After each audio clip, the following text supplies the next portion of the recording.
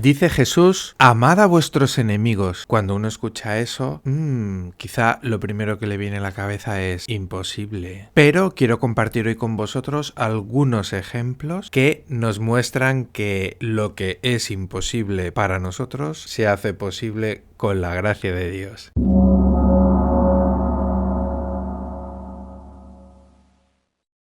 Muy bien, aquí estamos una semana más en el canal de YouTube de Misión en Japón y quiero compartir con vosotros algo que ha conmovido mi corazón. Algo que conmovió mi corazón hace muchos años y que lo sigue conmoviendo, y algo que he descubierto ahora y que desde ahora también conmueve mi corazón. La semana pasada en el Evangelio Jesús nos invitaba a amar a nuestros enemigos. Él con su propia vida es un testimonio de eso.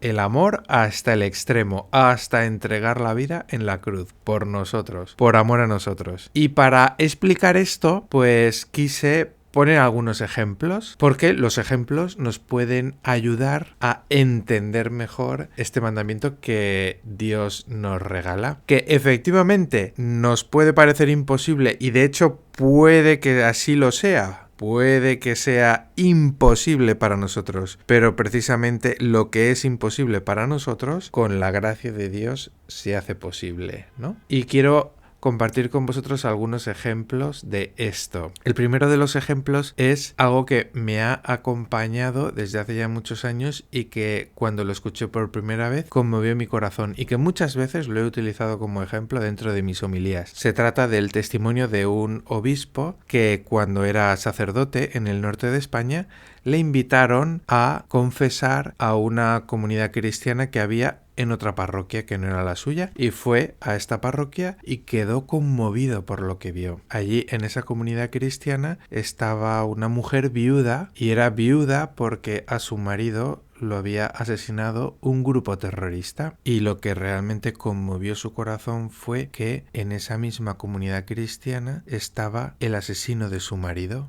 Cuando uno escucha eso, no puede por menos que asombrarse. Y la razón de esto es precisamente que aquella mujer fue capaz de perdonar al asesino de su marido. Cuando uno lo piensa, quizá uno de los pensamientos que le viene a la cabeza es este, ¿no? Esto es imposible, esto es imperdonable. Pero precisamente aquello que es imposible para nosotros, con la gracia de Dios, se hace posible y se muestra el infinito amor misericordioso de Dios. Pues este ha sido un ejemplo que me ha acompañado durante mucho tiempo desde que lo escuché siendo seminarista, y que me ha ayudado mucho también, y que lo he usado mucho cuando he predicado. Pero como ahora estoy en Japón, he querido compartir también con la gente algún ejemplo de la historia de Japón y que nos ayude también a entender esto en mayor profundidad. Y voy a compartir con vosotros dos testimonios que tienen que ver con un incidente. Se trata de el caso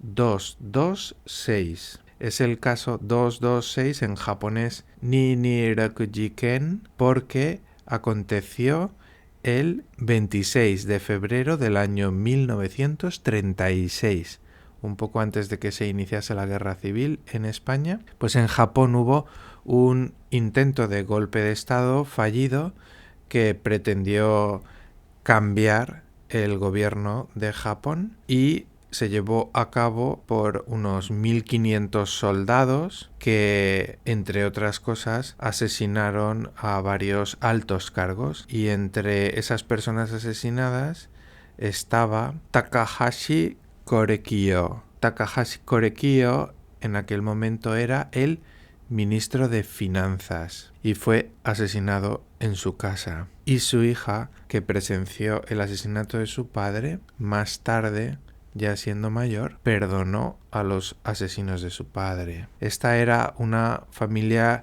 cristiana protestante, y quizás seguramente la fe cristiana fue una verdadera ayuda para encontrar en este testimonio de Jesucristo un punto de apoyo esencial para poder perdonar a los asesinos de su padre. Y otra de las personas que fue asesinada en este intento de golpe de Estado fue el general del ejército Watanabe Yotaro.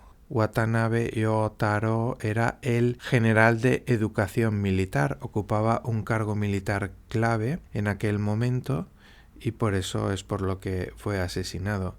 También entraron en su casa y le asesinaron con 43 disparos. Y en aquel momento estaba junto a él también su hija de 9 años. Su hija de 9 años se llama Katsuko Watanabe y se dice que en aquel momento fue a abrazarlo para intentar protegerlo. Aquello obviamente le impactó sobremanera. Era una niña por aquel entonces. Su familia era una familia shintoísta y esta chica, Watanabe Katsuko, conoció el cristianismo a los 12 años porque su madre la envió a un colegio católico y aquello comenzó a despertar en su corazón la inquietud por el cristianismo, la inquietud por la figura de Jesucristo y a los 18 años decidió bautizarse a pesar de la oposición de su madre a que diera este paso.